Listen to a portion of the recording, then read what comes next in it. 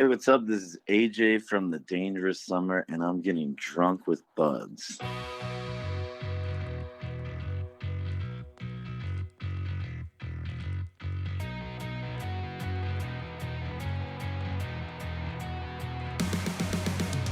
Do you wanna get drunk with buds? Oi, oi! I wanna get drunk with buds. Oi, oi! We are getting Drunk with buds! Oi, oi!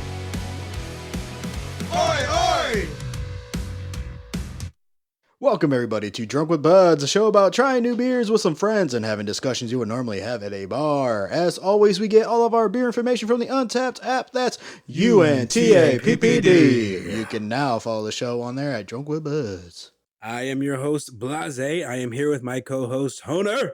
Hello. Bruce the Beer Bandit. Hey, hey. And today we have a very special guest. He is the legendary frontman for one of the hottest bands of all fucking time, The Dangerous Summer.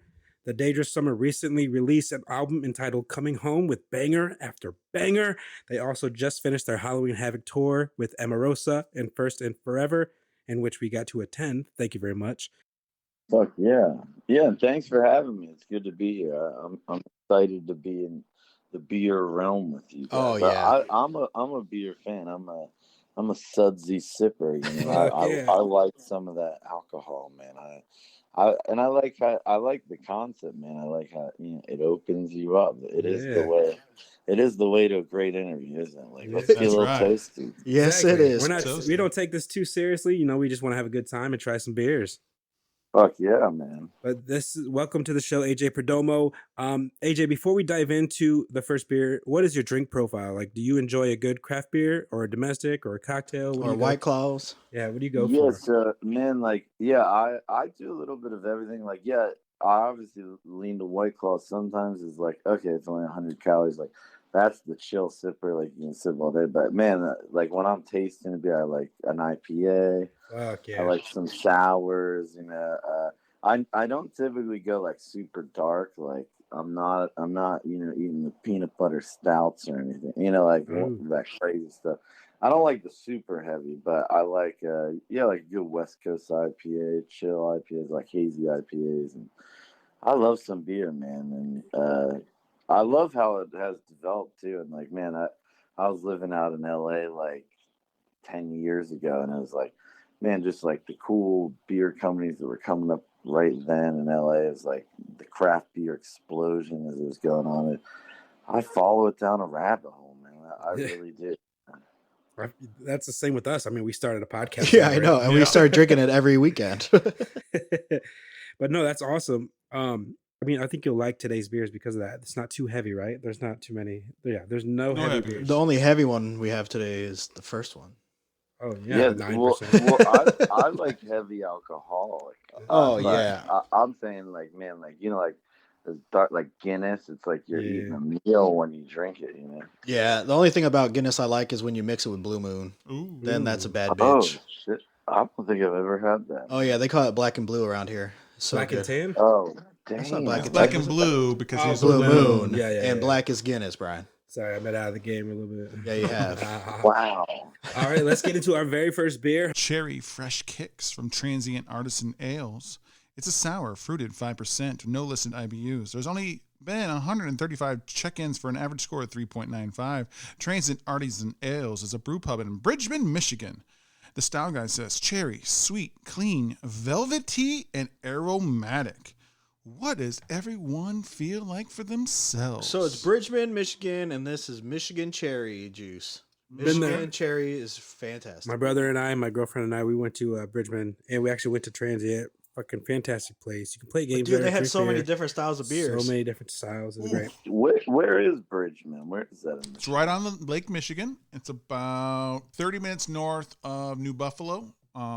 It's about equal to just north of Chicago, like if you went across the lake that way. See, I was gonna say that, but Oh. Bruce jumped in. You know. Wow. Like almost Grand Rapids ish. No, No. it's further south, but and it's Okay. on the lake, whereas Grand Rapids is not. So It's a very small Okay. town, it's a very small town, but they have one of the best beaches to go to when you're in Michigan. One of and the it's best close breweries. to Watermark Brewing also. Yeah. Fuck yeah. And right across the street from Tapestry Brewing as well. Yeah, that one's okay. But we're trying to say Artisan Ale's good. Yeah, I feel like I've Transient heard Tapestry. I feel like I've heard of that. Tapestry. Yeah, it's right across The street spot from was Transient. okay, but when we went, it was like Beers there's weren't nobody was there. The hot dogs were fire though. They had different styles of hot dogs that day, or maybe all the time. But oh my god, those are awesome. I love a hot dog. So do man. I, brother. Hot dogs are underrated. Oh, yes, they Fuck are. yeah! I want to start a hot dog stand.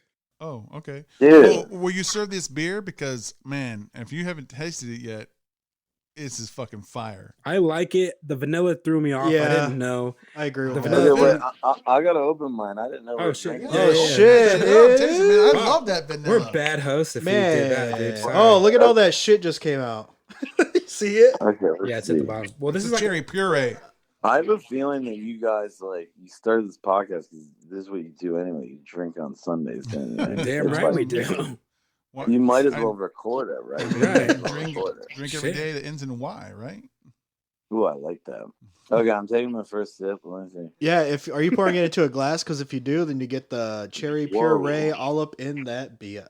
He's a This can is boy. really He's a can good. boy. So I didn't pour it in a glass. I like drinking out of the can. I'm a can guy. I love that. And I love the difference between bottle and can. And that's why I love tell me about even just go to the basics. Coca-Cola Classic. I love it out of a fucking Oh, can. Oh, Yeah. absolutely. I love it out of a bottle too. But it's so different. It's Well, like the different- original bottle, like the Coca-Cola bottle that you used to get from like the vending machines and shit, like the, The old glass, school yeah, ones, the yeah. glass ones. Those ones, I don't know why, but those hit different. They I hit think they hard. call them Mexican cola now. They still had the Coke in them. Wow, I No. almost get there are with this sour. I really like this, and I would say I almost get some Coke or something. There's some kind of cola feeling thing about it. Yeah. Do you It's the vanilla. It's got to be the Vanilla. vanilla. have you had sours before? Yeah, I've had sours, and what I like about this sour again, it almost feels like how we just had this IPA. It's a very smooth IPA. It's this is a very round, smooth sour. It's not some sours are so acidic where you're whoa, damn, You get bloated. You gotta dial it back. But this is it almost feels seltzery soury, where it's it still has the bubbles and there's so much more. Yeah, I don't know. It's not that thick juice sour, but it's really good and good flavor. It's very interesting. Fuck yeah, bro. I agree with you. It just the vanilla threw me off, but the more I drink it, the more I'm like, okay, this vanilla belongs. It found its spot. Yeah. It's It's found the its a la place. mode on that cherry pie. Yeah. I get kind of a Halloween vibe too. Is this a Halloween beer? Man, it tastes like a candy I get out of my Halloween bag. Some weird candy. Yeah. Yeah, whoa. we'll say it's Halloween-esque. Yeah, dude. Fuck, I I do love see Halloween. our future beer, the Ecto Cooler. That looks cool. That's Oh, that one. I know. I'm excited for that one. I'm so sad that Halloween's over, man. Fuck. It in a blink of an eye, bro. Yeah, now it's Yeah. time for Christmas music. No. yeah, I know. Well, Right? what did you guys dress up as for Halloween? So I What- was Chucky and my fiance was Tiffany. We posted it on our Instagram for anyone out there Okay, that wants to see it. so I hear there's a new Chucky show. Is that why everyone's doing it right now? Well, my fiance said because we're getting married next year, so she's the bride of Chucky. It's going to be the last time we'll be fiancés, so she wanted to do something related to that. Oh, that's really cool. So I was like, love okay, well, I guess I will. I'm the best man. that. Oh, I love that. Yeah, he's my brother. I don't even know if I'm invited. Bruce isn't invited, no. Okay, so you're the best man. Would you consider yourself physically actually the best man? Are you the best man? Yeah, I've been the best man. Bruce will say he's his the whole best man life. because he's so strong. Oh, okay. Like I if love you put me number one, then you put Honer here number two. I would say that my brother is the best man because he's been with me Wow. through the end of all of it, the beginning. You know what I'm saying? That's my man right there. I would kill for you, Oh, brother. I would kill you for me, brother. I would love you. Wow. That's a moment. Let's stop Yeah. Wait, killing who's people. older? Who's older? I'm older. Honer, Okay. Blase's older. Yeah, and Okay, Honer is wow. younger. I'm the one that is close to your age, 35. Yeah, I'm Okay, 31. cool. And the '90s were a different time. It was Yeah, they were. watching MTV. I mean, you guys probably grew up on it too, MTV every fuck day.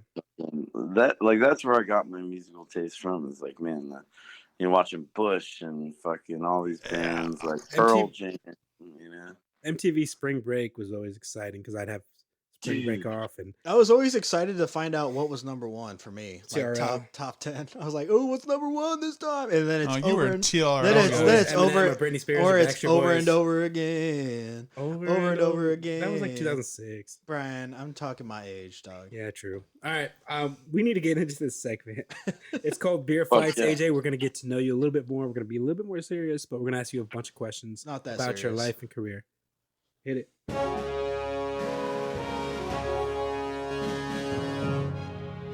Who? What? When? Where Why? and how? The Dangerous Summer started up in 2006. Who in that time inspired you to start a career in music? Was there a band or artist that made you realize this is what you wanted to do? Wow.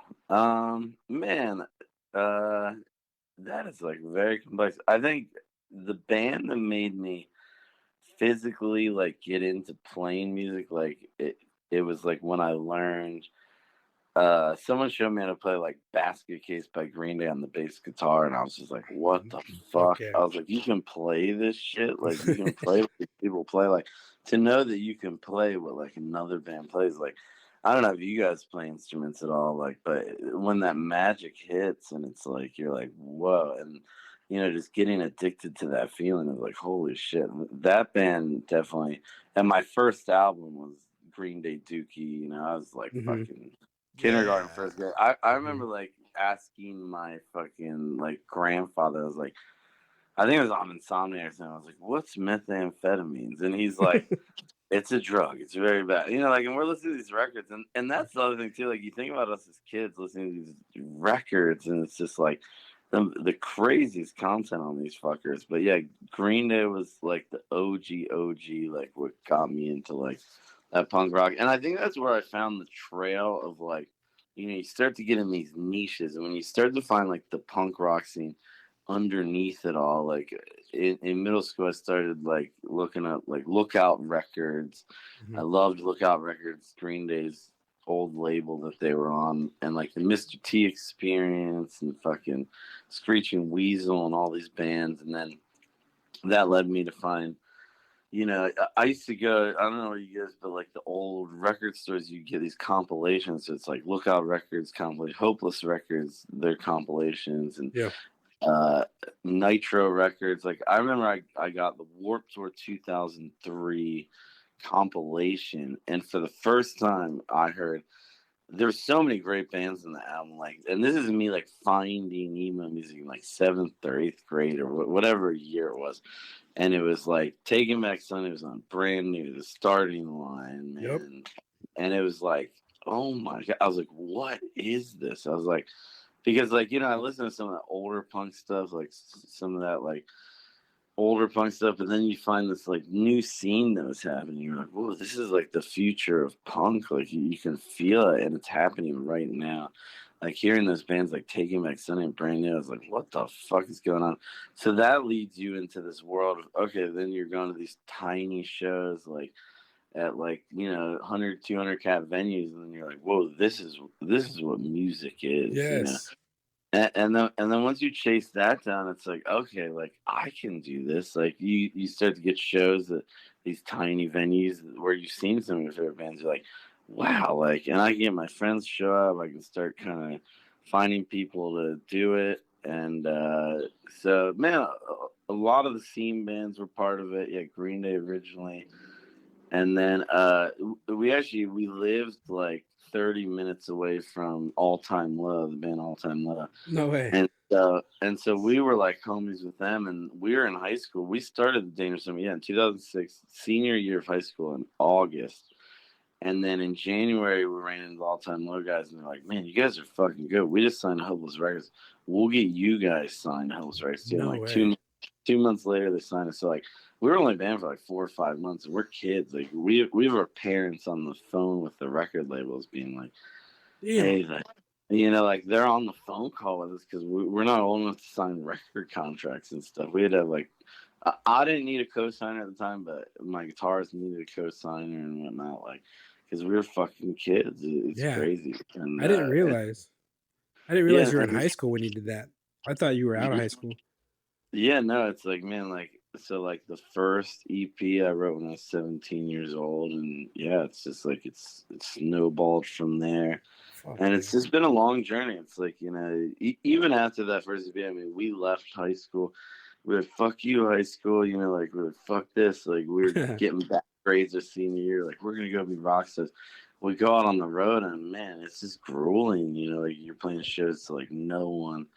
And it's hard. And it took a lot of time to, like, you know, like, it was like we kept kind of like, we released that EP, and then we're like, man, this is too hard. Like, we should just like get normal jobs and chill. And then the record label kept calling us. They're like, make another album. Then we made Reach for the Sun.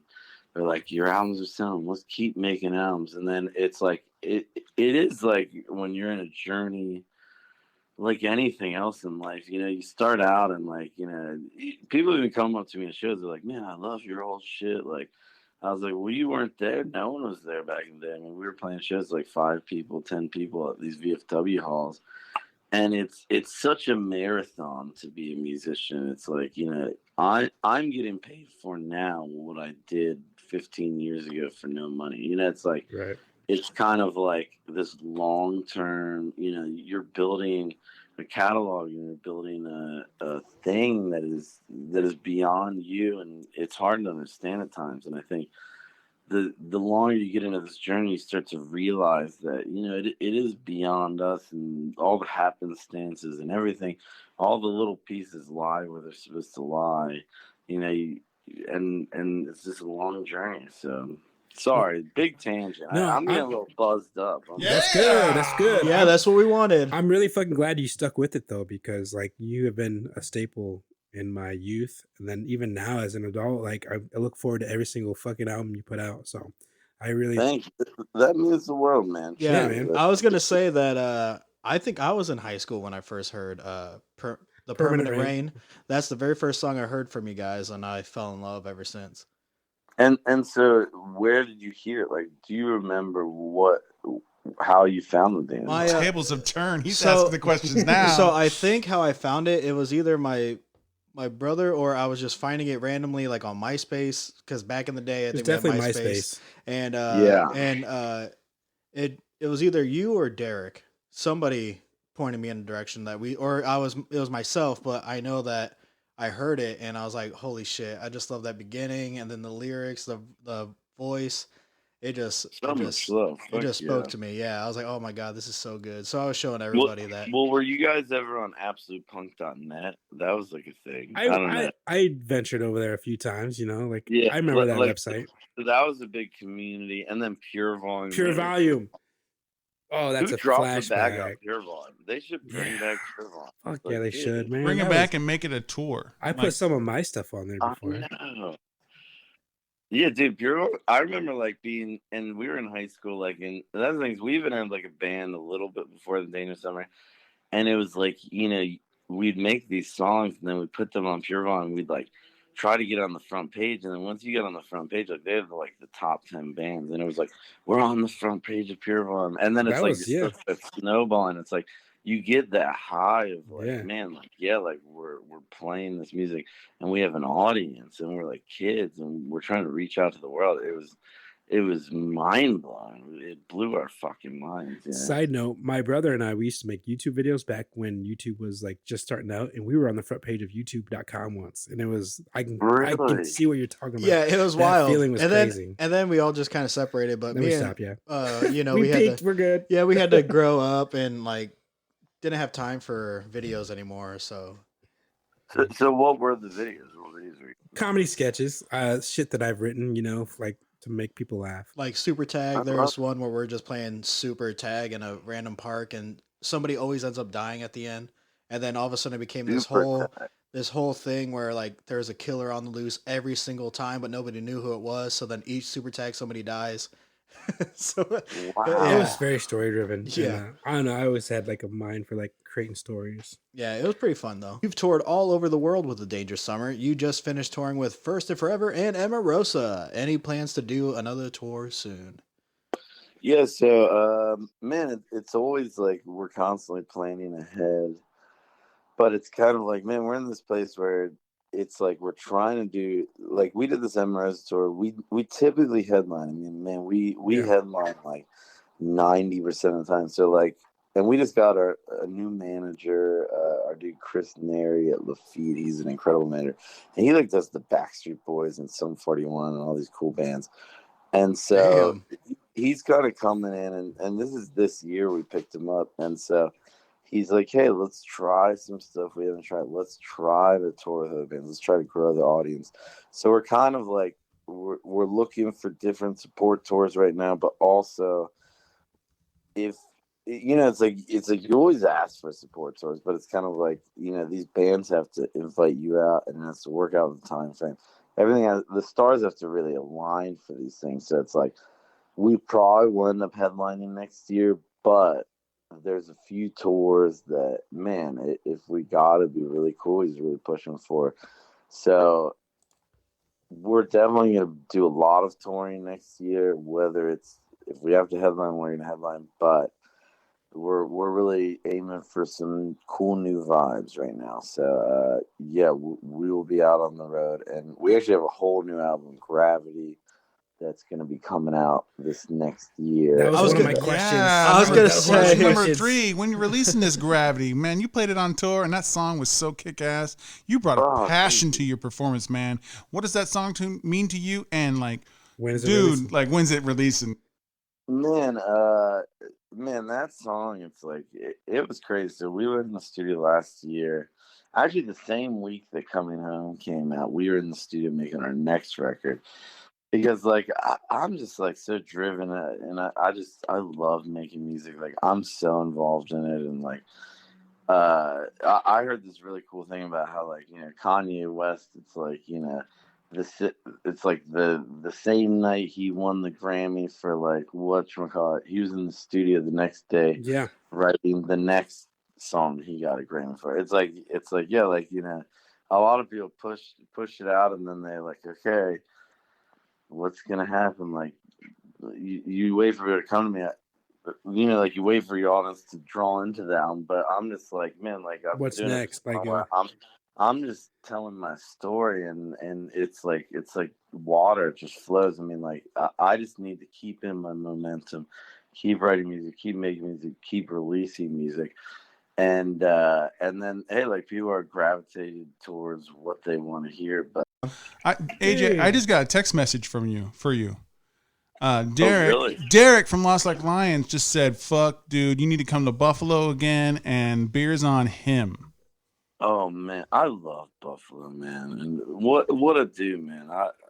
I'm coming out there. Tell him I'm getting in my car now. I'm too deep. I'm All right, now we're gonna be on the podcast on the road, and we were talking about that. Let's fucking go, dude. I'm ready. AJ, As long as I get some buffalo wings. I got another question.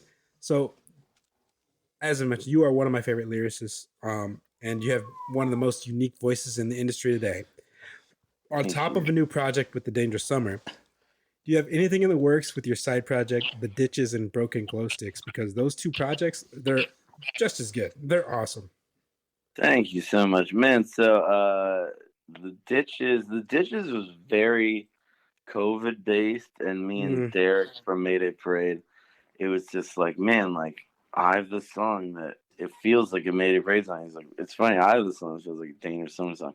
And so I was like, let's take him back Sunday, the vocals. Like, I'll sing on your song, you sing on mine, and we'll make a project called The Ditches. And we actually had plans to do even more songs and whatnot, but it's just so hard. Like, they have a grueling touring schedule, and they're doing albums in between it. Like, they're such a big machine where it's hard to find the time. So I would love to do more Ditches, and it will happen, but it's probably going to be another while. We need to wait for another good lull to happen.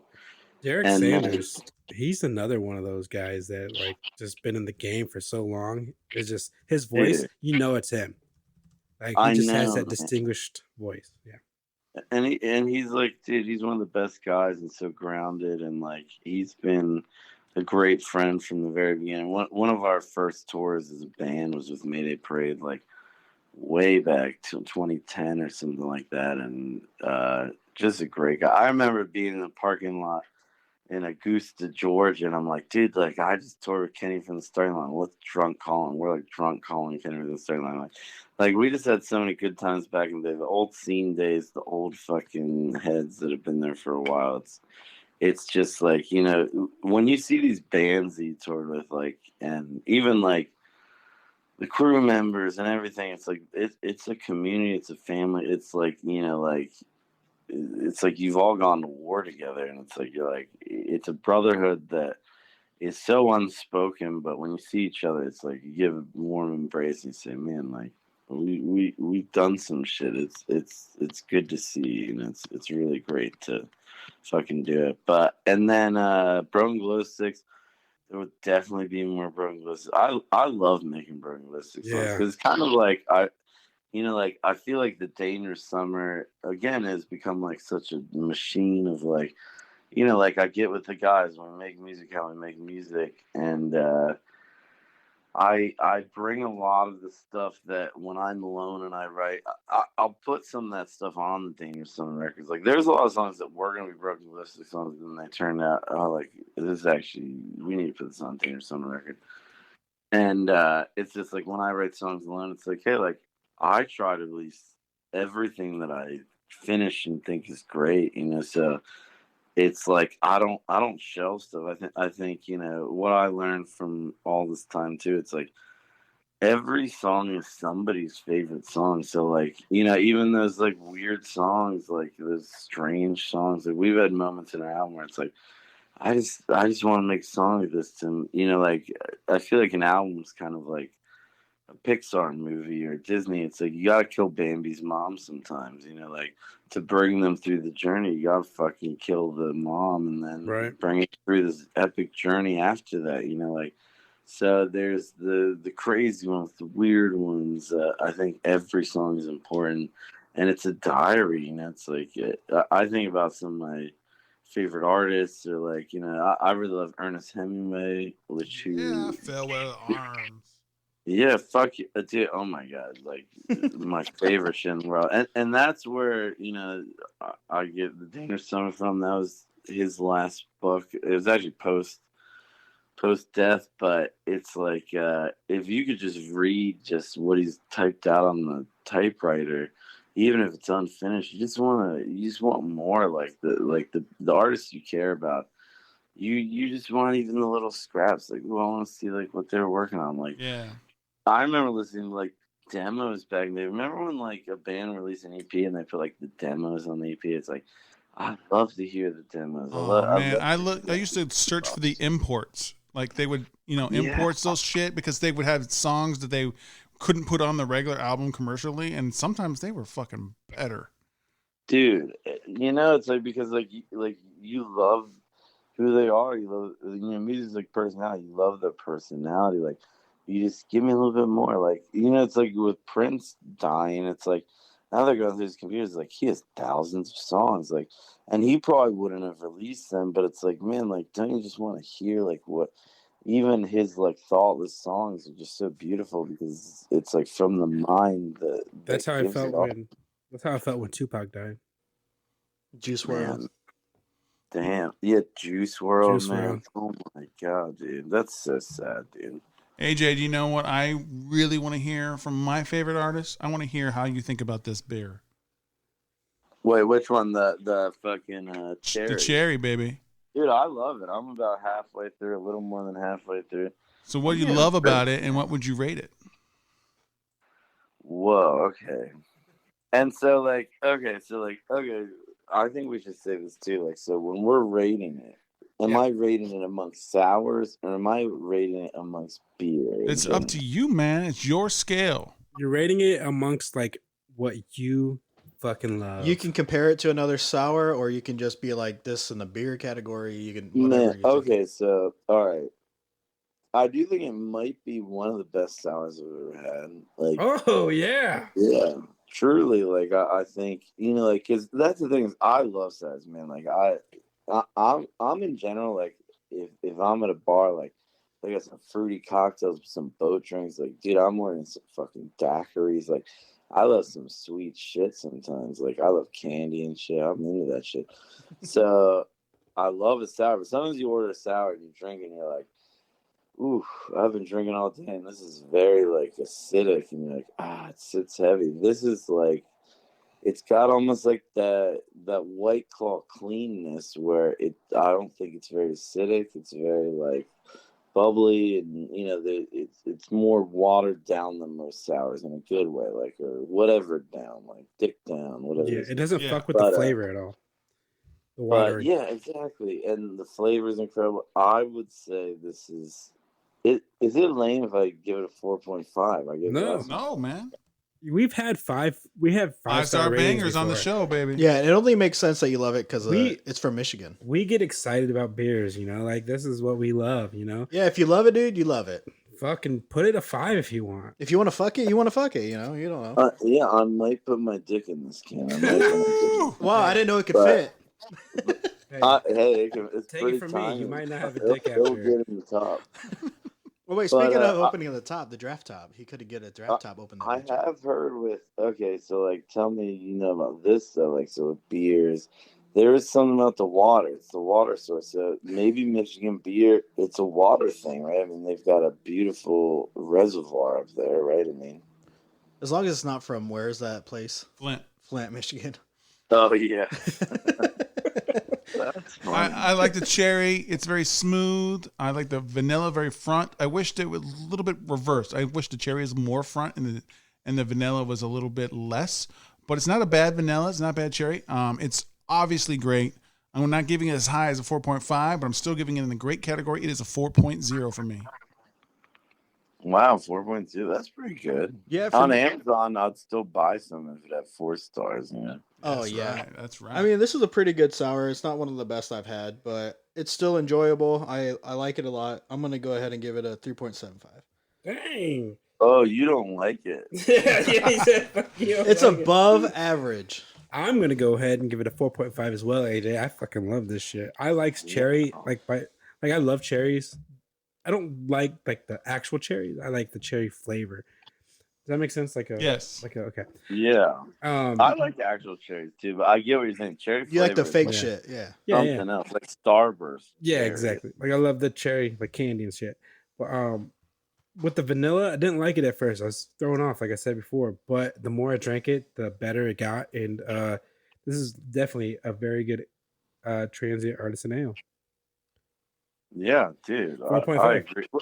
Wait, so what was that on? 3.6? 3.75. Yeah. Oh, 3.6. Yeah. So if you think about it, I mean, that's what. I'm close you're to in- 4. If you're in school, you gave someone 75%. That's a C. You gave this a C. C plus. Wow. It's a B plus. It's a B plus. Oh, B plus. No, that's 70. Like, if you work it out, that's Yeah, but he said at 75%. 3.75. So out of 5. So he's still he's still above average. If it was 2.5, Average is 2. yeah, Average is 2.5 would be 2.5, so. average. Yeah, okay. So But I percentage-wise, agree that it's that's good. A C. That's Yeah. a C. Yeah, for like, me, like your parents wouldn't be too happy bringing home that. well, you have to think about this, AJ. So I've had one that tasted just like their the one for the July 4th Bomb Pop. It was a Bomb Pop flavor, and that one was fucking fantastic. So that one is what I'm thinking of when I'm drinking this, and I'm like, I wish it was that. Wow. Okay. So you should come in with that explanation. But you can't Putting just you on slander blast. them like this. You slandering them. All right, so let's move on to our next sponsor. Do you want to find a hidden gem in the Midwest craft beer scene? If so, your search is over. The Niles Brewing Company is a nano brewery that produces some of the finest craft beer in the Midwest, with several award-winning brews and more to come, thanks to the expertise of master brewer Brandon Townsley. Be sure to check Facebook and Instagram for updates on upcoming events. Niles Brewing Company boasts a splendid menu featuring pulled pork, chicken sandwiches, hot dogs, and Polish sausages. The mac and cheese dog is so good. The brewery is located in Niles, Michigan, which features a social district downtown where patrons can enjoy their drinks outside on the sidewalk of Niles. For those seeking exceptional food, outstanding beers, and events that offer great company and entertainment, Niles Brewing Company is located at 206 East Main Street, Niles, Michigan, 49120. It is the ideal destination.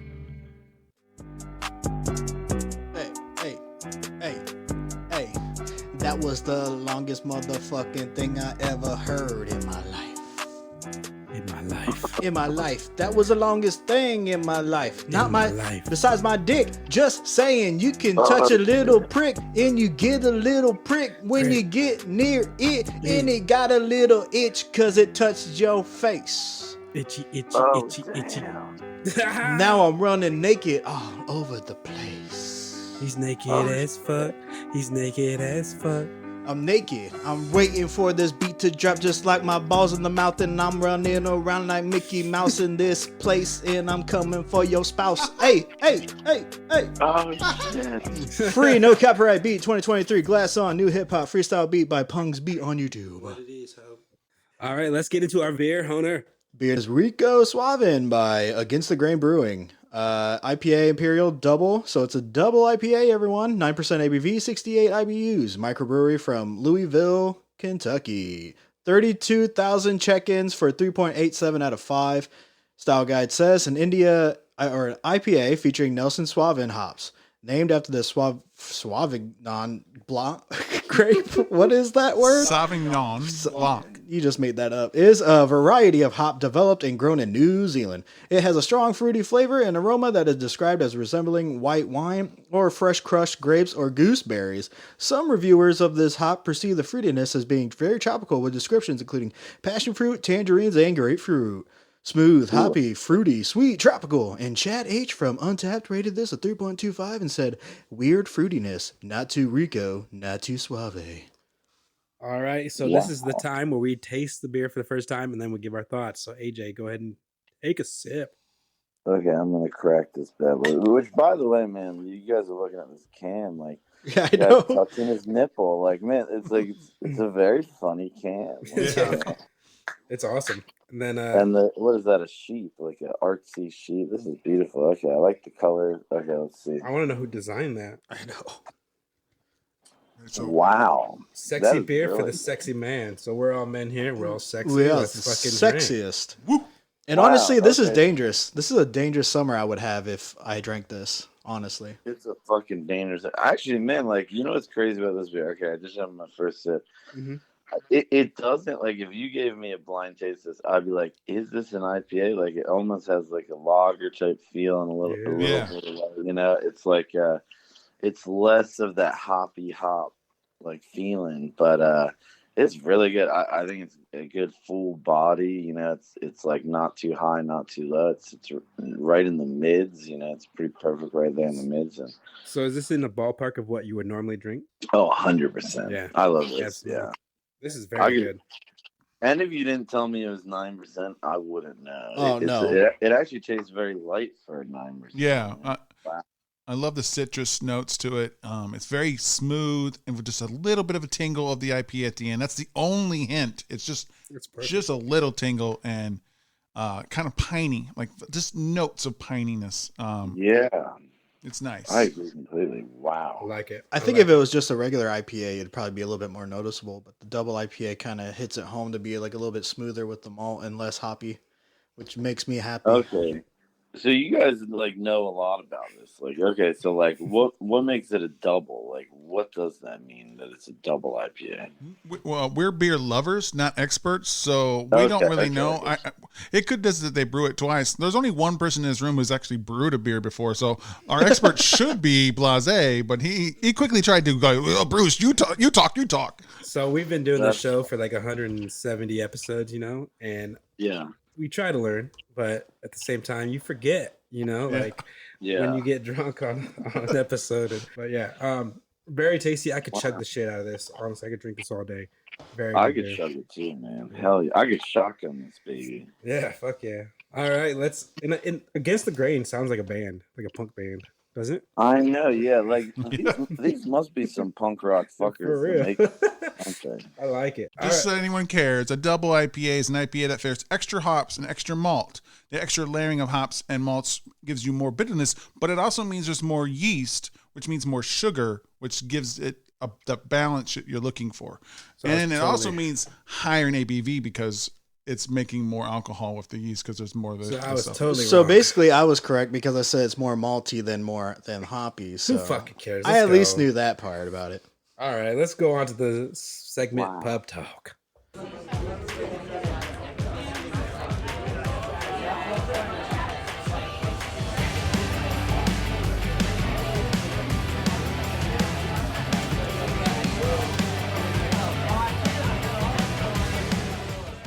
Welcome to Pub Talk. Pub top. Ooh, we got 4 guys sitting around the table drinking some beer and having some conversations. Hold on, 4 sexy men. Yeah. Ooh, 4 sexy yeah. men. Yeah, come Sitting on. around having beers and drinking and having some conversations. And today, some of the conversations are going to be about road trips, going on the road, what we Oh, our hell traditions, yeah. the music you like to listen to or play when you're on the road, the people you meet, and the crazy ass stories that always seem to creep up when you're on a long road trip. Why don't you hit us up first there, AJ? Give us some of your thoughts on road trips. Man, okay, man. I'm a man of the road. I believe in the road.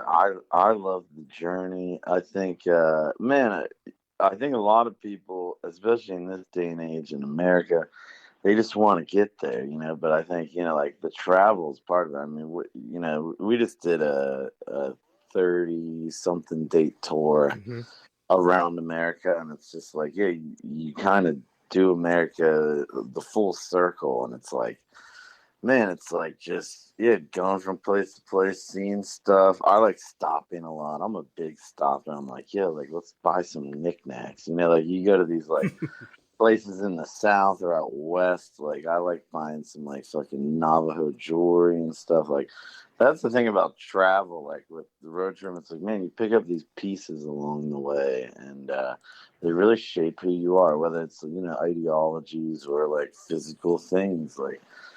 And man, so like, okay, I'm a big podcast guy, so like, I typically like better to listen to like talking. Like, I would be listening to this podcast Yeah. when I'm on like a long road trip because, man, it makes time pass. It's like sometimes, like, I love like putting on some tracks and some songs and like vibing out for a little bit, but it's like, you know, it's so hard. Like, a 4-hour podcast, that's just one podcast sometimes, like, you know, and it can take up so much time where it's like, Yeah. you know, songs is like, how many songs do you have to listen to take up 4 hours, and then you're like, oh, my playlists have all burnt out, you know. It's like, it's hard to keep up, you know. It's kind of like porn. It's like you used up all the porn, you know, like it's like fucking, you know, once you've used it, you're kind of like, that's cool, like we can't The play well's that dried up. But So it's like it's a wild thing, man. But I love man, I bump a little bit of everything. But I will say, yeah, I'm a big part. And actually, I listen to a lot of Howard Stern. I listen. He has like, you know, 4-hour episodes like twice a week on like Good Time. So it's like I'll just spend hours listening. He's a great interviewer, and Dax Shepard has a really cool podcast. Yeah. Like, Dax is awesome. yeah, do you guys listen to that? Yeah, I listen to Dax. I listened to him before he went to Spotify. Well, Oh, he's off really? of Spotify now. He's off there now? Yeah, he's back to everything. Oh, good, because Well, he's on Spotify, but yeah, it's like he's not exclusive. Yeah, right. right. That kind of threw me off because I don't use Spotify. I was an Apple podcast guy, but Yeah, he's definitely yeah, one of I'm my an favorites. Apple Music guy myself. Yeah. It just depends on what kind of guest he has that I'll check it back Yeah. in. What is your dream road trip? Like when you go on tour, who's alongside like your dream band to tour with? Oh my god, man! So I always say, man, my three, like my like ride or die top 3 artists, like, I know that sounds great, but Taylor Swift's one. Taylor Swift, Kings of Leon, and The National. Like, I think it was like, Great man, bands. the dream lineup would be like Kings of Leon, The National, Jimmy Eat World, and us or something. And then maybe, yeah, like if Taylor Swift could show up and like hang out, like, you know. That would be fucking kick ass. Yeah, I would. Yeah, fuck yeah, man. What song would you guys sing I mean, together? what kind of music do you guys listen to? I mean, like, where are your guys' heads at? Who wants to go? I'm looking forward. I was excited. There's a new video that's dropped. Creed announced a reunion tour for 2024, and they're going to have 3 Doors Down with them and Finger 11, and Daughtry. So Hell yeah. I think it's going to be a fucking awesome thing. It kicks off in July in 2024 in Green Bay, which is not that far from us. Okay, cool. Well, I love the new Blink album for, I think I expected a little bit. I didn't know how it was going to sound, with all three getting back together, but I was pleasantly surprised and I loved it. However, what I do listen to nowadays is more of like a punk rock scene, like the Real Friends, State Champs, Neck Deep. Dude, no way. Fuck Yeah. Yeah, those are, I love those bands. And then I got a softer side. You ever heard of Dermot Kennedy? Wait, I think recently I see a lot of people posting that. It's like, it's like what would you say? Is it kind of poppier? Yeah, he's poppier. Yeah. More motivational. Cool. It sounds like But inspirational music. You need to listen to him. He's got like a great voice. He just like encompasses that passion. I would definitely check him out. And then my brother, you like what? Oh yeah, I would say my top right now is Derek Pope. He's a rapper, but he also sings, and he just got this vibe that anytime I show him to anybody, they're always like, "Oh my god, he's so fucking good." So we got. Wow, I'll write that down. I got to check that out. Like, what would you compare it to? It's kind of like darker, eerie trap music, but not trap. It's like it's like very vibey. Wow, it's kind of hard to describe because once you listen to it, he has a new album. But if you listen to that one and then the one before that, and like his latest 3 albums, those ones are all like the exact reason why I love him. And then we got Chelsea Cutler. She's always got vibes. Chelsea Cutler's sick. Oh, dude. I would love to see we saw her live a couple times, and bro, it's always a good time. And Hot Mulligan is always on my top. They're always good. Man, I actually they're the band right now that's blowing the fuck up. It's crazy, man. And they got that Fall Out Boy tour and stuff. I actually saw them over the summer at Sad Summer Fest. Oh yeah. And man, and they played in the middle of the day, and they probably had the biggest crowd out of the whole fucking show. It was crazy. I think they're doing really good at making kind of like a meme of themselves, call them like the hottest #1 band, and then it's like, well, you listen to them, then you're like, wow, I actually do fuck with it. Like they're kind of bringing back that old school punk emo music that I used to listen to back in the day. It sounds like with his screaming voice and stuff like that. Yeah, he rips, man. Live, it was just insane. And they have that fan base where it's like, as soon as they start playing, I mean, people are throwing over the crowd. The crowd just start ripping, and you're like, damn, that's some fucking energy, man. That's like that real punk rock fucking feeling. I know, it's great to see it back. Then the other one, of course, my top of all time is Dance Gavin Dance. They're still my favorite. Oh, no way. Okay, cool. And so Dance Gavin Dance with which singer is your favorite? Do you have my favorite singer, it's got to be Tillian. But John Mess is the whole reason why I stick with the band, honestly. Okay, cool. I love John Mess, but Tillian's he's good, but it's starting to sound the same, which I'm like, what the fuck ever. But if anytime I can get new John Mess lyrics, I'm all about it. And what do you think about controversial opinion, but Johnny Craig was one of the best singers. Oh my god, he was. I really wish I would say that Downtown Battle Mountain 2 was fantastic, but there was just too much going around with that guy where he couldn't continue. But I honestly do think his voice is fantastic, but I like the style they went with now because then they also got Andrew Wells now from Idola. He's kind of like their new backup singer. Then also he does singing with Tillian now, so they kind of got a second singer also. So they're kind of changing up their style a little bit. But yeah, he's got a powerhouse of a voice also. Yeah, I actually played so we did Warped Tour in 2011 with Dance Gavin Dance, and it was when Johnny Craig was in the band, and then we played a show in London with them. Probably 11, 12 years ago as well, and Johnny Craig was in the band, and so we have an old guitarist that he got into heroin and shit too, and on Warped Tour, Johnny Craig and my old guitarist, they were buddy, and it was like, it's just what a wild thing, man. It's did you see that Taking Back Sunday just made a new album? Dude, I love it, man. And actually, those are my homies. That's why I went to Sad Sons. I went to go hang out with them, and I love that new single they have, the one, it's really good. I think, man, like a band like that too. It's like, man, they are firing on all cylinders, and they're making like the best music they ever did. They're like, like so in their stride. They just keep killing it. But I do think, people have trouble with them because they're so tied to the older music, where it's like you can see them like trying to, evolve and stuff, and people are like, well, just play the old stuff, and it's like, but man, I think their new stuff is some of the best music they've ever made, I think. All right, AJ, we're gonna move on. We're gonna rate this beer. What did you think about this beer? Against the Grain, Rico Suave double IPA. Man, I mean, like, okay, so I'm about 3/4 of the way through it, and it's just smooth as nice. Like, it's one of those beers where like you forget you're drinking it. It's like it's easy. It's easy to drink. It's smooth. It's nice. It's not overpowering in any way. Like, it doesn't send you in any crazy thing, So next time you're in Louisville, Kentucky, you need to hit up Against the Grain Brewery and check it out.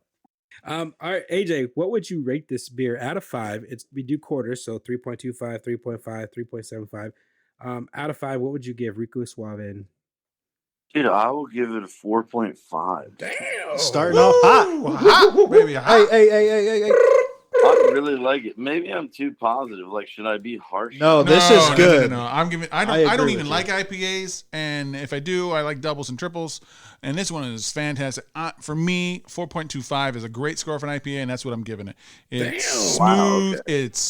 It's just citrusy enough. I like the smell. It just goes down good. I wish I had another can. Amen. Yeah, I would say it's a 4.75. This is a really damn good double IPA. And like usually though, double IPAs, like they don't have this fruity flavor to it. Yeah. So the fact that they added stuff that I would enjoy more in a IPA with I would usually get like in a sour or something, and they added it to a double IPA. Okay. You guys are doing it good. Hey, I'll, when I homebrew next, I'll try to do that. You fucking won't. You're gonna ruin it. Yeah, you're gonna be terrible. What about you, Baza? I'm gonna give it a 4.25. It's the lowest score. Oh wait, no, Bruce said 4.25. Yeah, very drinkable, fucking delicious. But I've had so many IPAs, I can't just pop it off. It's a double though. I mean, I can safely say that all 4 of us would order this at a bar. Oh, absolutely, right? Yeah. Would you fly to Louisville to order it though? I mean, if I had Dangerous Summer money. I was going to say, we don't have to, though, right? Like, no, I got this local, by the way, right here in South Bend, Indiana. Local. Thank you, Vic Cummings, for this beer. Thank you, Vic. One of our premium subscribers. That's right. Thank you so much. You still subscribe? That's awesome. And speaking of, money coming in, we got our first sponsor. Looking for a cool craft beer bar? Hop Station Craft Bar has over 30 rotating taps and hundreds of bottles and cans to enjoy. They also do can purchases for carryout. Not a fan of beer? Well, you're in luck because they have a unique cocktail menu as well. So come enjoy the arcade games, dart boards, and the pool table. Oh, did we forget to mention the food? Whether you want street tacos or delicious pizza, you can't go wrong. With the outdoor patio, it won't be hard for you to find the perfect spot to relax. So head down to Hop Station, the #1 craft beer bar in Indiana. You'll find them on 318 Union Street, Mishawaka, Indiana.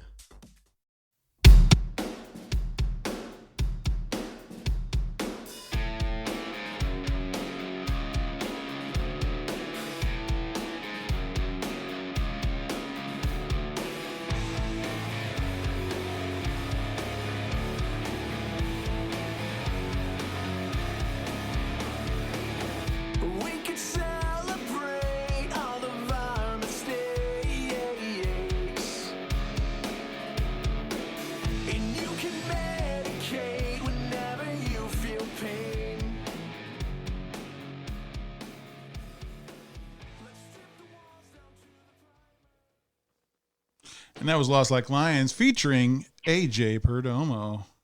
Do you remember that song? Yeah, I did. Wait, do you guys know this guy? Yeah, we had him on the show. We've had him on the show. No way. Yes, sir. Yeah. Good people. We are back with the front man from the Dangerous Summer, AJ Perdomo. Honer's here. Yeah. Bruce is here. Yep. Let's get into our third beer of the day. Wait, that's me. The third beer is called Hoosier Game Day Lager by Upland Brewing Company. It's a 4.7% ABV, 25 IBUs. It is a lager, obviously. 823 people have checked in, so that tells you not too many people have had this. They gave it a 3.63 out of 5. Upland Brewery is a regional brewery out of Bloomington, Indiana. Go Hoosiers! RIP, Bob Knight. Style Guy says, Hoosier Game Day Lager was created as the first ever IU Athletics branded beer. We surveyed over 10,000 IU fans aged 21 plus, and only 800 of them tried this beer. To determine the name... Fans aged 21 plus to determine the name, can design, and key attributes of the beer itself. This recipe is a reflection of those preferences, a crisp, drinkable, but still flavorful lager with a moderate, sessionable level of alcohol. It's a classically smooth and refreshing beer.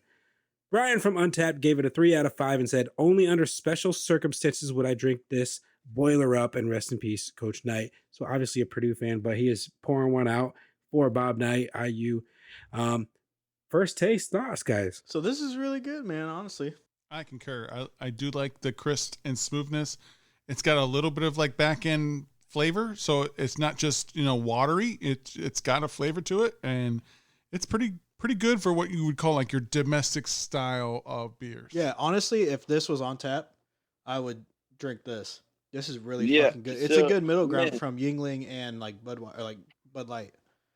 I feel like, man, like, so when you sent me this again, like, my first impression was, I was like, okay, this is like, yeah, it's called the Game Day Lager. That's some great marketing, because, like, when you sent it to me, I was like, oh, this is, like, their local beer. They're like, yeah, like, they have the football games. Like, it's just, it seems like almost like, and when I try it, I mean, this is PBR. This is, like, like, this is, this is Natty Bo. This is Narragansett, like, the local light beer. Yeah. This is what you drink at a tailgate.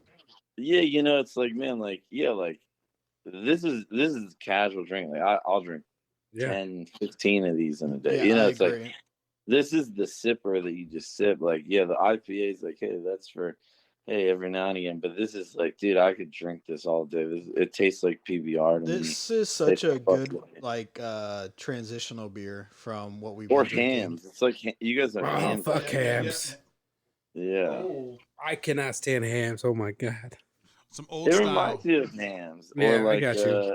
Yeah, or what's the one from Seattle? Like, we go and we get all those local beers where it's like, whatever the local Bud Light. Like in Baltimore, we have Natty Bo, and like Narragansett up in Boston. Yeah, like hams. Like, it's just like the regional shitty beer. Like, but in the best way. Like, this is what you want to drink all day. Like, you can't down 9%ers all day. I think it's very well done. To being close to that. I think it is really well done. I think they accomplished what they wanted with it. But again, if you told me they recanned PBR, I would almost believe you. Like, it is so close to PBR. Like, I drink a lot of PBR. Like, this is PBR to a T. All right, so we're going to get to our next segment. Go ahead and hit it. Dive bar review, dive bar review, dive bar review. 1 star, 2, 3 star, 4, maybe a couple of 5s. Dive bar review, dive bar review, dive bar review. Dive bar reviews is where I read 1 through 5 star reviews for dive bars I'll probably never visit. All right, let's do this thing. Today we're digitally visiting Penny Lane Pub in Richmond, Virginia. You ever been there, AJ? Dude, oh my God, I love that place. Actually, that is where I met my girlfriend. Like, like fucking.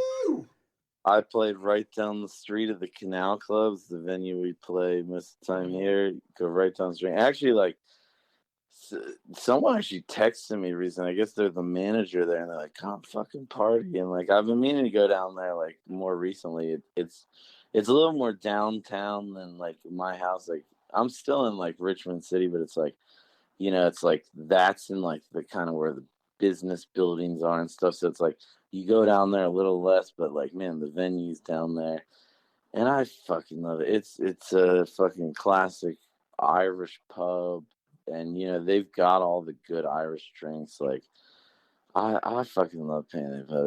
Like when you said that name, like it warms my heart. All right, so we'll find out what the site says about this place. So, the quintessential Liverpoolian, Terror. Oh my God! Can you talk? Terry O'Neill was once a bouncer in that city's famed Cavern Club. Legend has it that he had to usher a rambunctious young John Lennon out the door. Nowadays, he's cheerfully welcoming newcomers and regulars alike into the doors of Penny Lane, the pub he's owned in Richmond since 1979. Son Terrence now manages the pub, along with daughter-in-law Lisa, bringing a new generation of energy and cheer to the family business. Of course, Terry is often on the scene as well, greeting all with the unmistakable Scouse lilt of love or mate. Like the Liverpool Football Club slogan implies, when you're visiting Penny Lane, you'll always be among friends. Wow. So that's man. what the site's got to say about itself. And actually, man, so like I I go over to the UK a lot. I love the pub culture there, and it is true to that. And it's funny that they call it a Liverpool pub. I would say it's more Irish, but actually, I have a tattoo that is actually the slogan of the Liverpool Football Club. Not because I'm a fan of them, but like I got this tattoo that says "You'll never walk alone," and then like when I go to the UK, people are like, "That's Liverpool," like, and I'm like, "Oh shit, I've got a Liverpool tattoo." So it's kind of funny that's what it's saying. Liverpool's fucking. I love that place, man. I was gonna say it But did say you'll never walk alone on the site. I just didn't know did what it? that meant, so I Fuck didn't say yeah. it. I didn't know what that was. All right, so we're gonna find out what people think about it. First off, we've got Shay K with the 4 stars says Penny Lane is definitely a very cute hole in the wall vibe, but there's something a little more special about it. It's very cool to walk into, but then there's a bar downstairs, and if you go towards the back, there's a staircase to take you up to another bar and pool table, and a chill vibe with some comfy chairs, tables, etc. I was only making a Fuck pit yes. stop and got a rail, very fair priced. And the spinach artichoke dip. It was so good. It's more like a pureed type dip where it doesn't have giant chunks of artichoke in it, which is my favorite kind. So flavorful, and the crispy pita rounds were perfect to dip. Though I had been for drinks before, it was my first time trying food. I look forward to making it a point to get back to trying some more menu items. Fuck yeah! Wow, I like that. And yeah, so man, like yeah, you walk in there and yeah, there's a bar, and she's right. It's like, but you go up the stairs, then it's like, man, it's even cooler party vibe there. There's darts and shit, and like, I remember, man, the first night I hung out with my girlfriend. Now, she had a tab of acid in her fucking wallet, and we split a tab of acid. And we played darts, and fucking went back to her house, and like spend the whole night just like listening to fucking records and like. It's a beautiful night. It's a beautiful place. All right, so we got a couple more people. We got Hannah D with a 1 star says, went here for trivia with some friends. The guy announcing the questions shamed my friend, who's in a recovery for alcoholism, for not ordering drinks. This was incredibly rude and harmful to my friend's recovery. They also shamed my boyfriend, who was our designated driver, even though he ordered a drink. We left before we finished fit trivia because we were so offended. Oh my god! Like, get the fuck out of here! Like, A, like that has nothing to do with the bar. B, Richmond is also one of those cities though. It's like you get the complaint. It's like, no, no, no. You know, like the like young Karens. You know what I'm saying? Yeah, Like yeah. fucking, like these kids that are like fucking like, I will not. Like I do not. And you're like, dude, chill. Like everyone's fucking trying to have a good time. Like just fucking, eat some weed edibles or something. Damn, Absolutely. Next up, LB with the 3 star says, love this place. The atmosphere, decoration, the servers, everything is British. The food is decent. It is based on British food to offer to Americans. However, it tastes like European food.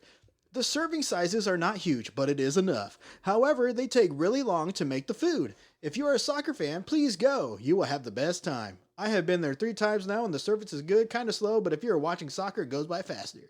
I recommend to go 5 to 10 minutes before peak time so you are ahead of the game and get a nice spot to watch the games. I usually get there 30 minutes before the game starts. Wow, that is funny. Again, man, like, what are you doing going to a pub, like, trying to talk about food? It's like, dude, like, Yeah. that's like you're lucky they even have shit. It's like good fucking night. It's like I came here to fucking drink. So Paul M with the 2-star says, watch your head and your demeanor at this British pub. There's all sorts of crap on the ceiling and everyone eyes you like you don't belong. The bartender was nice to me and I had a quickly poured Guinness that was good. So, Yeah, so fuck they yeah. liked the bartender and the beer was decent enough. Mark C with the 1-star says, Penny Lane pub has a no gun policy. Everyone in there is a sitting duck, so I stayed out. Oh my god! Holy shit! Wow, that's aggressive, man. There you have it, an old European style pub that you can have a pint with your mates. It honestly sounds like a great ass place, and this was one I wish I could go to. So take a drive to Penny Lane Pub and enjoy the English version of a dive bar with cheap food and drinks. Just keep your eyes on the ceilings for sticky surprises. All right, back You to sound Blase. Australian. I know, that was the point. Oh, I like that dude's accent though. All right, You couldn't even so understand. AJ, I need your thoughts on the Hoosier Lager. Again, like, and I bring it back to like, and maybe I just overcomplicate my things. I mean, if we're talking about a light beer, like, man, this is, again, I'd give it like a 4.5. Like, this is up there with the Natty Bud, the Narragansett, the Hands, like Rainier from Seattle. Like, it's your go-to light beer. I would say, I hope it's cheap. I hope you get a 30 rack for like $17. Like, but you know, like amongst beers, if I saw on the show it was cheap enough, I'd probably buy it as my go-to. Like, yeah, you always have a pack of those light beers you can just fucking rip all day. So I would, yeah, I'll give it a 4.5. Is that crazy? No, that's a great score because I'm kind of with you on that. Like, in terms of what it's trying to do, this does it almost perfectly. I would give it a 4.25. Yeah, like it definitely feels like you said, a PBR. This is something that I could drink during a game. This is something I could drink during a tailgate, you know, refreshing. Yeah, and don't you think, like, marketing wise, maybe that's what they're going for? They're like, exactly, we could trick people into thinking this is the game day lager, the Hoosier game. You know, it's like, it's such a good ploy where it's like you could probably become the PBR, you know, like slip in there like that. It's a really cool idea, you know. Yeah. So with that being said, how it's domestic wise, and I could honestly drink this at any time of day, I'm gonna go ahead and give this my first fucking lager 5-star. What? Five star. I could, yeah, dude. I could literally drink this if I'm out at the dive bar or anything. I could drink this every time. This is exactly this is a 5 for me. It's drinkable. I didn't like. There's nothing in there that I wish wasn't in there. It's just like, bro, I'm hanging out with my boys. I'm drinking a domestic, and we're just enjoying the day. Like, that's all it was.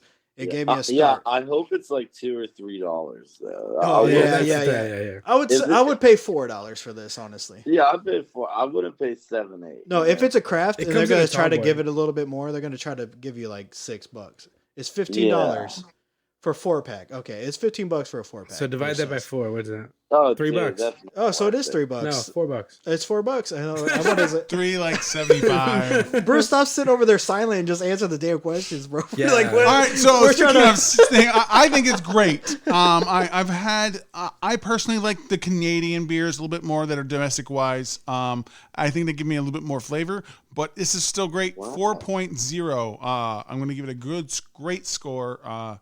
It's very good. I did go to the Hoosier Nation. That's my university that I went to. So, like, I got to support my, bread and butters there. But 4.0. Perfect. Wow, you're a Canadian beer guy. Like, what, Labatt Blue? Like, yo, no, you said the wrong word. Oh, you said the wrong word. It's just blue, my friend. I mean, do you say Anheuser-Busch's Bud Light, or do you just say Bud Light? Because the beer is just called Blue. Is it really? It's called Blue. Yeah. Yeah, Labatt is who makes it. Wow, dude. Yeah. That is fucking... You're blowing my mind. It took us a few seasons to get used to that. Yeah, we're like, no, it's Labatt. He goes, it's Blue. I got accosted by a lot of Canadians when I go across. The first time I made the same mistake. So he's helping us out, saving us embarrassment when we go to Canada. Wow, but if you're an American and you go, "Can I get a blue?" They're like, "What the fuck are you talking Yeah, about?" exactly. You're probably gonna get a Blue Moon. That's Yeah. All right, guys, that was Do we the have? We review. don't have a. We got it. No, All right. We're going another break. So let's get this break going on again with another freestyle. It's AJ's I turn. be peeing all up on my bed. Hey, he just peeing. It's a yellow shower and it's been about an hour and I'm getting a little horny because I'm looking at the golden piece of I'm your hour. brother. Wait, I was looking at your pee, not you, bro. Chill. I'm fucking chill. Damn. Hey. Shit, sorry, I slipped like I was on a piece of ice and now I'm dancing all night trying to play this dice and you are in the middle row and I'm about to kick it with you but you can't kick it with me because I'm about to beat your ass in the middle of the street. You can do this now or not, just say sesame and I'ma open up it like a cantaloupe. Hey. Free no copyright beat 2022. Damn, that was Why? good. New He hip goes hop hard. freestyle by Punks Beat on YouTube. He goes hard. I go hard, man. I just go hard. Hard like concrete. Welcome back, everybody. We are here, Horror, Bruce the Bear Bandit, and one of the best guests of all time, AJ Perdomo. Yeah, baby. Let's get it. USA. I think we all drunk as fuck, and I want everybody to start pouring out their drinks, and I want them to see the color of this beer as I read off the next style guide. All right, so this last beer is Ecto Cooler by Alvarium Beer Company. Sour, fruited, 4.1% ABV. Alvarium, because according to me, it's magnify. So it says on there. No, the can definitely says magnify. This one I says see Alvarium. They don't have a cooler. They don't have a cool AJ. logo. Damn, that sucks. The So- other one had way more like things on it. Okay, never mind. So AJ, you're drinking out of the can, so you can't tell, but this shit looks like it's fucking green slime for the Teenage Mutant Ninja Turtles to drink. The ooze. Yeah. Dude, Oh yeah, I this have is to green say, as hell. first impression, this is like one of the best things I've ever tried. I don't know what this is. Like, Well, we're about to Could- find out what it is because I found Could the right. we be getting I- a 5-star? Hold on, from I AJ? found the right Untapped finally. I want to buzz in. Like, this is my, what is it? X Factor. What, I give the full, the golden buzzer. I give this one. This goes to the top, man. This is like, it's weird. It's like you say sour ale. It's not really like sour. And I love the extra cooler vibes. Like, do you feel like, okay, like it's got like this 90s, like almost in between Surge or Capri Sun. Like, it's like this fucking, like they captured this taste that like we were looking for in like juices and sodas in the 90s, and they put it in a fucking beer or whatever. That does say that tastes like the oh my god, what is it called? It's like the high C green one that they had, right? Yeah, the Ecto Oh, Cooler. is it called Ecto Cooler? Well, I didn't know what that was called. No. It's No, literally. Okay, that's what it is. They're recreating the taste of the old school Ecto Yeah, 'cause- with the Cooler. monkeys. No. No, like with What the the- ghost what stuff. No, the Ecto. orange. You're talking about Tang. Tang. It does taste like that a little bit. All right, let me read off what the shit is because I finally found it. All right, Ecto Cooler, Magnify Brewing Company, Sour Other, 6% ABV, 0 IBU, only 649 check-ins for a 3.97 out of 5. Magnify Brewing Company, it says microbrewery, Fairfield, New Jersey. Style guide says Halloween themed sour with tangerine, orange, tang, peach, and lemon. It pours bright green. Do you guys want to do a faux show with Let's this? do a faux show, no No show. show, no show. All right, so faux show, no show. AJ is where we read off the style guide, and if it says like, let's say it's a hoppy or whatever, we go faux show or no show, and we all just agree on it or we don't. So Okay. right now we got tangy, Faux Faux show. show. For sure. lemony, Faux Faux show. For show, yeah. orange, Faux faux show. show. That's the tang. Tang. Sweet, Faux faux show. show. Peach. Peach. It says Faux peach show. on the can. Oh no, I No don't show. taste that. No well, show and peach. well, then the last one is fruity. I feel some peach. Do you? Well, so I just looked this up on the internet. Ecto Cooler, like, yeah, it is this old high C beverage. I remember this. This is what they're recreating. And if you go, like, the first thing that pops up, they're selling like bottles of this for like $500 on eBay. Like Holy the shit. high C ecto cooler. Like what the fuck? Is everyone high as a kite? That is crazy, dude. Like damn. They don't want to recapture their youth. So I really, But they captured it, man. Like when I tasted it, I forgot about this exact drink, but it is like, man, it brought me back to a moment. Like, so you know what? It brought me back to like a literal place. I remember being like in Maryland, outside of this fucking like grocery store. My dad was in the military, so it was like military base, and it's like the commissary. And I remember like tasting this. It brought me back to a moment in time. It's wildly good.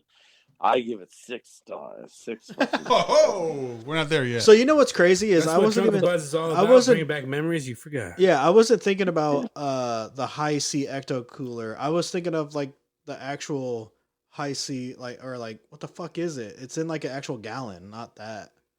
Gatorade. But look it up on Google real quick. Yeah, I'm looking at it. That's why I'm You like, see I did the not think branding about this. there. I wasn't thinking about this at all. I was thinking This is about crazy. one of those handles that has like maybe fruit punch or whatever in it, like a bigger gallon. But I was thinking of a green one, and that wasn't even this. Like, I didn't know like this Hawaiian- existed. Hawaiian punch. Hawaii, but green. yeah, Hawaiian punch green or something like Hawaiian that. Punch. Yeah, that's what I was thinking of. It's got Hawaiian Punch vibes, but it's weird because it feels like less sugary. Like it's like they did it right. Like they captured the flavor profiles, but like it doesn't feel And overbearing. you're getting drunk. I'm getting and 6%. I mean, how It's does it very pack good. it in? How does it taste this good? Like you give this to a little kid and they just get wasted, they would know there's no alcohol. We don't condone that. Yeah, I might. All right, let's get into our next segment. Okay.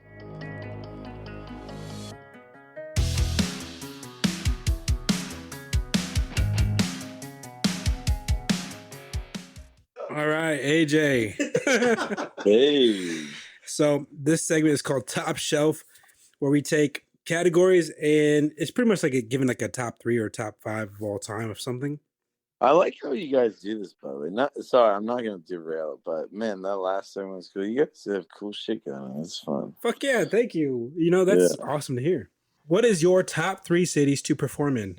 Wow. London, Baltimore, either Denver or Chicago are tied. Oh, Chicago. Okay. Chicago is always great, man. That's Music City, man. They really bring it. They bring the fucking vibe. Like, all right. Next up, top 3 bars that you've been to on tour that you have to just go to every time you're in town. You just have to go to it. Oh my Lord. Okay. So, I mean, I think, wow, that's a really cool question. I mean, like, man, when I'm in London, the Elephant's Head is classic. I love going to London because, I mean, you're in these bars where it's like, you know, you go to the bar where like Amy Winehouse used to work and stuff. It's like these classic fucking pubs that like have a name and an energy that you cannot replace. Like, I think Elephant's Head, I had incredible like nostalgic nights there, like throughout my life. When I'm in LA, man, the Rainbow Room right next to the Roxy. There's a statue of Lemmy. He was like a poster board guy of that place. I mean, like it's you go in there and you're with the rock royalty, like chilling around. Ron Jeremy used to creep around there. He had scenes there. Jail. Now he's in fucking jail. Wow, the bar. Man, England has the best drinking culture. I love it. Okay. Oh my god, dude, the pub culture. I mean, like when you go to, you know, Europe and the UK, it's like drinking is just like it's like your social club. I mean, it's like, dude, like you get off work, the boys just meet at the pub and they like have a drink. It's just like it's where you just socialize. You have a good time. Like it's such a different world out there. Like it's very, very interesting. I've always wanted to go to like an Oktoberfest out there, like where the legit ones are. Isn't that Germany? Well, I'm thinking about like when I'm thinking of like overseas is my mindset right now. So I'm thinking like I've always wanted to like experience like a other. We're down to the last 2. Top 3 dangerous summer albums. Whoa, damn. Wow, controversial subject. Yeah, I just want to know. People are gonna hate me regardless of what I say, but I think Gravity's in there. Man, it's so hard to pick. I think Gravity, Coming Home, and Reach for the Sun. All right, yeah, I like those. Yeah, like man, like I fucking love Coming Home, dude. I bought the vinyl. I fucking love that shit. I put that in there and I vibe. How I play darts at my house, I fucking vibe. So here's the thing with like with my journey in music, I've been doing it for so long. Okay, like man, like I've made so much music. And I love my music like my children. I mean, these are the pieces of me that I put together. But there starts to be a thing where like like people are like, oh, play like more old stuff, and I'm like, yeah, dude, I want to, trust me. And we're gonna start doing more of like we're gonna have some shows where, hey, we'll do like Reach for some Warpaint album playthroughs. Like we're gonna have shows where we do that to like kind of separate it. But it's kind of like I always say, it's like it's like imagine when you were like in elementary school and like you were in first grade and you drew this picture and your mom's like, I love that picture, put it on the fridge, and it's like now you're in high school, maybe going to college, and your mom's like, man, I just love this picture, and you're like, dude, I've been working on my art my whole life, and like at least follow me through my journey of it, like, or don't. Like I get where, hey, you either need to hop in or hop off, but it's like you start to feel this thing where it's like, man, like, whoa, like there's magic to what I did back then, because there was a not knowing this, and there's a freeness that happens when you're new and you don't really know, and like you're learning. Like the whole journey is amazing, but then you work on these albums and albums, and you're like, this album, like I tried my best, but man, I'm not quite there yet. And then you make a new album, and you're like, man, I got a little closer to what like. You always almost feel like you're not quite there. You're not quite perfected what you do, like. And I think that feeling is what keeps you being an artist. It's what keeps me grounded, and it keeps me doing this, because I feel like I haven't done it yet. I feel like it's not time to go home yet. It's not last call yet. Yeah, it's like, man, like I have so much more that I need to find and discover and develop and be and say. It's a never ending story. So it's hard to place them. I mean, I love Reach for the Sun. I love Warpaint. I love a lot of old records, self-play. We have so many albums, like where Spotify has so many songs now. It's like, man, like, yeah, we have a lot of music out there. You said Gravity was number 3. Is that album done then? It's just not out. It is done. I have the whole album. Like, yeah, it's done, baby. Oh, and fuck it's yeah. Awesome. I can't wait to hear that shit. Dude, I got you guys. I'll send you a little early. Yeah. Dude, I would love it. I'll buy the vinyl when you guys come out. Dude, I appreciate it, man. But it's like, man, like, it's like, I'm just excited about the new, and then to keep making new. I'm like, man, I want to keep going, man. It's like already, I'm about to sign this new record deal for Gravity. Like, we've been holding on to it for a year and working out all this stuff and trying to get the right deal with the record label. I'm about to sign it now, and I'm like, yeah, I want to take this money and make another album. Like, I want to ride the ride again. I want to ride that roller coaster. I want to go through that journey again. Like, it is an infinite blessing, an infinite pool of just amazing stuff. And it's like learning. It's like growing. I come out of the other side of an album a different person every time. I get addicted to that feeling. I get addicted to the growth involved. It's like going to college over and over again. Like, actually, like, like for someone to pay for me to be in a studio making music, it is the most beautiful thing in the world, and it's a blessing every day. And I'm just like, put me in again. Put me in, coach. That's the dream, man. You're living it. Fuck yeah, dude. All right, last one, and this one's a little lighthearted. Top 3 fast food joints. Whoa, okay. So here's the thing. Okay, so like, are we talking? Man, so I'm a fast casual guy. Like, if that counts, like, I mean, if I'm allowed to put Chipotle in there, that is like the holy god of fast food. That is like, like, oh my god, I would give in my kidneys for Chipotle. Like, if I was stranded on a deserted island, and I feel like on tour, and especially this last tour, it became like, where's the Chipotle? I mean, it's like, because we're on the road so much, and it's like, Chipotle is bad for you, but it's not McDonald's bad for you and Taco Bell bad for you. like you're at least eating real food. It's like if we're gonna eat shitty food, this is actually real shitty food. You know, it's like it's a lot of calories. They give you a fucking fat ass burrito, but you're eating like real shit. Like that's what I love about Chipotle. I'd put that as the holy grail at number All one. right. You can't tell. I mean, that's 10 steps above number 2 and 3. And after that, I do think Shake Shack. Okay.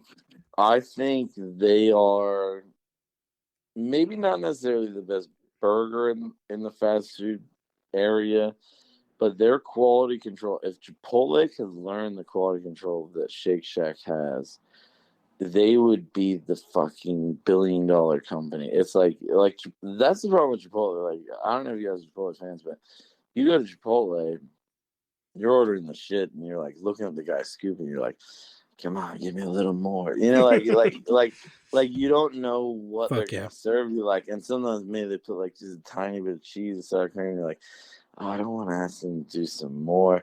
And then they gotta fold this thing, and you go to Chipotle, and it's like there's always that one person. It's like they're like, fuck, like another. These people are folding burritos all day, and it looks like they have never seen a burrito the size of your burrito every time, you know, and Yeah. they're like stressed the fuck out.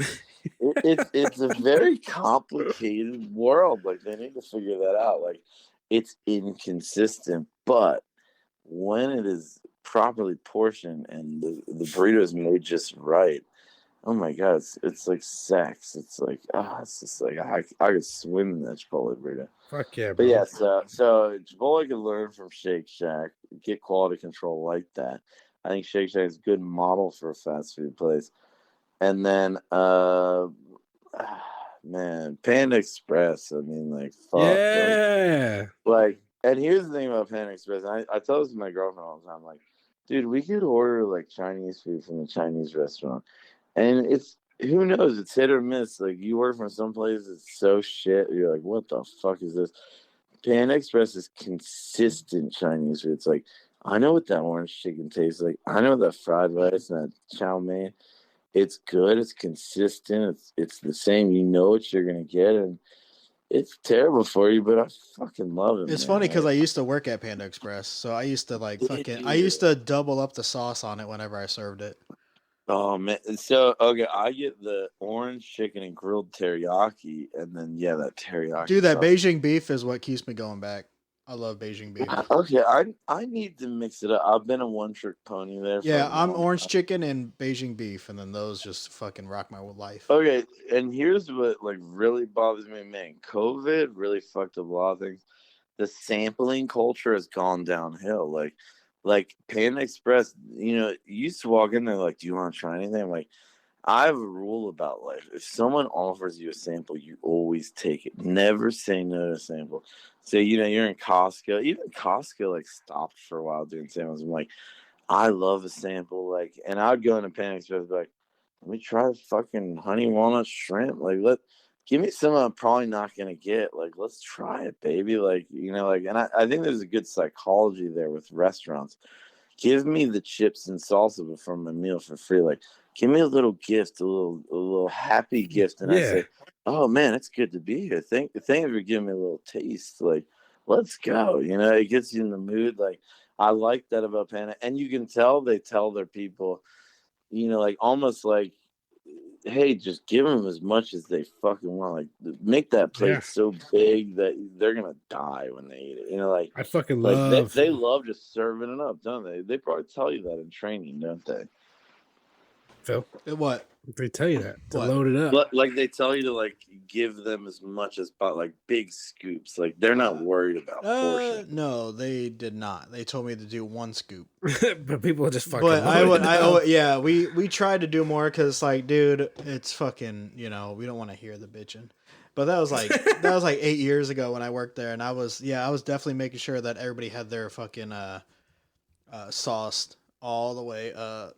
Well, that's the thing is, man, I worked at Panera Bread for like a second, and they have this whole thing where they tell their employees. I thought it was really cool. They're like, dude, like, do whatever the fuck the customer says. They're like, if someone ate their whole soup and you go up to the kind of say, hey, can I have a little more soup? Give them more soup. Like, give them more. Like, who gives a fuck? Do they want more bread? Say, hey, here's some free bread. Like, give away this shit. And I love that idea of like, hey, like, dude, like, these people are making great margins. Like, hey, give some shit away. Make people feel like they got a good value. Dude, yeah, that's how it was when I worked at Chick-fil-A. I would like have senior cups, and I'd be like, "Go ahead, like I'll give you a small," because senior was Yeah, kids dude. cup, and I'd be like, "No, you can have a small. Don't tell my boss though." Wow, they're giving senior citizens kids cups. Yeah, yeah, they're the small ass cup. So I'm like, well, you're an adult. I'm gonna give you the fucking small. Hey, and not for another side tangent, but I do think it's so weird how like when people get old, everyone starts treating them like babies again. I tell this to my girlfriend. She's like, "Oh, look at Dude, that cute old lady." I'm like, "Dude, like that is like a woman." That you is start big." reverting back to your baby age, man. It's like yeah. You start to say, "Oh, look at that cute old couple." It's like, dude, like these people have seen like the death in life. Like, man, like why do you infantile old people? It's weird how like we're like, oh, like Yeah, it's almost like they become inhuman again. Like we inhumanize them. It's yeah. so strange, man. Like the only ones that are important are the ones that are adults, and then that's it. Like middle age maybe, but once you become that grandpa age, nobody gives a fuck about you. It's sad, dude. I think we need to value our senior citizens a lot more because they're us, like, you know, and even with kids, like, and I know you guys are talking about having kids where it's like people are like, oh, I can't stand a crying child on an airplane or a restaurant. I'm like, dude, you were a crying child, like, Oh, dude, in you're our so self-important, you fucking dude, yeah, asshole. I know, I You feel weren't that. there. But dude, It's crazy. in our state, they just let it happen to where kids are allowed in bars now. Okay, So you fuck yeah. you can only imagine how people are pissed off about that. Because like It's just like, dude, like, what? You're so ignorant. Like, you don't remember. Like, yeah, you probably don't remember being a fucking baby. You were probably a little asshole baby. You're an asshole now. Like, I will say, like, I will fuck to it. defend the people that hate kids at a bar. It's like I'm there to drink and not be with other like kids or anything. So I understand that it's gonna be annoying, but they have a time limit, I guess. So I mean, Dude, it's not like, hey, they could stay there till 3 a.m. It's but 3 a.m. I must be lonely. I don't understand that. I'm like, fuck those people. Like, it's same people who, like, complain about animals, like dogs. Like, dude, like, you know, we're all on this earth together. Like, I know you think you're flying solo doing your shit. It's like, dude, like, we're all connected. Like love, like That's what love I'm saying, people, dude. I love this love world. things. Yeah, I love this world too, man. I really do. All right, that was it for Top Shelf. Let's get your thoughts on Ecto Cooler by Magnify Brewing Company. You kind of teased us a little bit about a 5-star banger, but you got to drink a little bit more. What do you He think, said AJ? 6 out of 5. Oh, Wait, I've actually, man, I Has hate it- to do this, but Oh. I'm gonna upgrade the score. I'm 10 out of 5. 10 out of whoa, 5. fuck! Yeah, I hope that's a record for your show. Like, It is. we hit the world record. Right We here. fucking did. Drunk with Buzz, first time ever, 10 out of 5. I It's think done. Never mind. And here's the thing: is it's sad because I know I'm never gonna be able to find this and buy this. Like, how would I ever get this? Like, Don't give up. Don't ever give up, man. like how do you guys get these out of state beers? Like what do you do? So we use Tavor. It's an app on your phone that you can just order beers to your door. You can get packages, and we also have a code for it. It's all over the nation too. You pick beers out from all over the nation. So I would give this beer a 4. Wait, no, sorry, 4.5. It's a really good sour. It's not really sour though. It's not really sour. It's its own thing. Yeah, it's just a juice ale. I feel like I feel like people would love this. It's really good. It's a fruit. They need punch to go cream. low. They need to go fucking national with this. Honestly, man, they should make a non-alcoholic version. I'll just drink it as a drink. I mean, like, yeah. or like an energy drink. Like, if this was like Monster Energy. Like, dude, I'd drink this shit. Dude. I agree with that. All right, Bruce, what about you? I'm going to be the dissenting voice on this one. I think it's good. I like my sours being a little bit more sour. I think it's good. It's a 3.0. It's not great. Whoa. It's just good. I'm sorry, guys. That's a failing grade. That's 60% right there. Yeah, see, you went off on me earlier, and then this motherfucker does that. Like, you're gonna really come home to your parents with a D. You're putting them in the doghouse, dude. Like, that's sad, man. In our book, this is just a B minus. This is a B minus. Hey, what is the lowest score you guys have ever given? A 0. You've given a 0. I threw up on air. You threw up on it. What was it like? The jelly beans, like vomit flavored or something? Or? No, it tasted like someone cut grass and put it into my beer. Oh, it sounds kind of nice, actually. Top 15 cities that downloaded our last episode: Chicago, Illinois; South Bend, Indiana; Knox, Indiana; Nashville, Tennessee; Mishawaka, Indiana; Rocky River, Ohio; Melbourne, Victoria, Australia; Frankfurt am Main, Hesse, Germany; Wilmington, North Carolina; Suffolk, Virginia; Anderson, Indiana; Kalamazoo, Michigan; Granger, Indiana; Indianapolis, Indiana; Elmhurst, Illinois; Troy, Ohio; Lindenhurst, New York; Bayonne, New Jersey; Clemens, North Carolina; Detroit, Michigan; Weedsport, New York; Rockford, Michigan; St. Petersburg, Florida; Council Bluffs, Iowa; Richmond, Indiana; Salt Lake City, Utah; Waxhaw, North Carolina; LA, California; Elkhart, Indiana; and Oklahoma City, Oklahoma. Hey. Whoa. Wait, what was that list? What were you listing off? The top 15 cities that downloaded our last episode. Wow, that's cool. Shouts out to our premium sponsors, the great one, Vic, Matt Snyder, and Sylvia, my mother. Yay. Last call, guys. Which of the beers today would you order for the last call of the night? You're about to go home. The bartender says, hey, you got to get out of here, but you can have one more. What are you drinking out of this list tonight?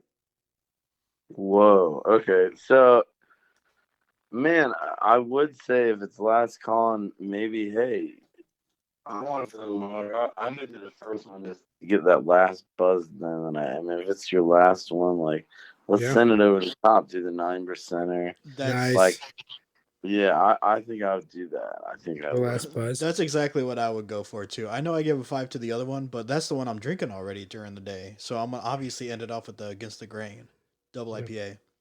I'm with you. IPA is how I'm gonna finish my night. Hell yeah. I'm probably going to do the Ecto Cooler. Okay, guest book. So sign the can of your favorite beer, AJ, for the show and send it back to us free of charge. Bruce will give you the address off the air, but which one today is your absolute favorite? I know you gave a 5 out. Is that your absolute favorite? Yeah, man, I would say Ecto Cooler.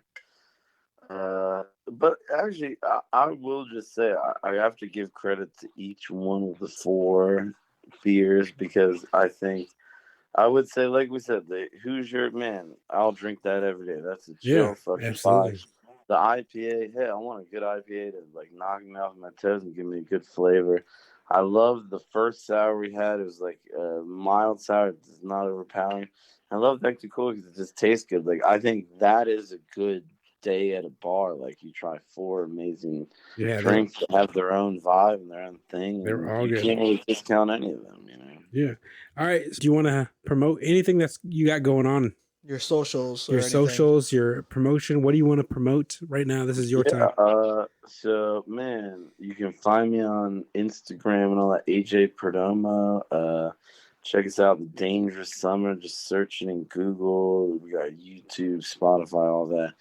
We got a new album coming out somewhat soon. We'll see. I'm about to sign this record deal and start the journey into the new album of releasing it. It's called Gravity. Yes. And, man, and yeah, we got a merch up online, tdsmerch.com, dangeroussummer.us. Either one goes to the same place. You can buy some cool shit, support the music, listen to the music, tell your friends. I think that's the best thing. If I had to say anything, man, just spread the love of music. Show your friends some good songs that you like of us and any band. Like, man, just share music, share art. Like, keep spreading that good word, man. The gospel. The gospel, yes. Thank you. All right, Hunter, what about you? I am Hunter Creations on Facebook, Instagram, TikTok. I make dumbass videos for dumbass people like me, and I'm also the social media guy for Drunk with Buzz. So if you're talking to us, you're talking to me. I'm Beer Bandit Bruce on Twitter and Bruce the Beer Bandit and everything else, including Untapped. If you want to follow the show, you can go to Drunk with Buzz on all social media platforms. And we have merchandise at teespring.com/Drunk with Buzz. All right, guys, that is our show. All right, so we Lead us out. got free beats, no copyright, no problems, free type beat by Beats Provider on YouTube. Here we go. Quack, quack, I'm a duck, I'ma give a fuck, I'ma tuck you in the bed, then I'm gonna hit that rear end, and I'm gonna go inside like Sesame Street. What's that shit, man? Ain't nobody wondering what's going on when you beat your meat. There's so many teeth going on, man. Just drop me the T, and I'm hitting you up, trying to get that T, and I'm running and gunning and just living my life. Please drink responsibly, and if you have or know someone in need of help, call the AAC at 1-406-936-3350 to get 24/7 help anonymously. Thank you again, JJ, for being on, and stay sexy. Thank you. Yeah, thank you, man, Yeah. so much. Stay sexy, brother.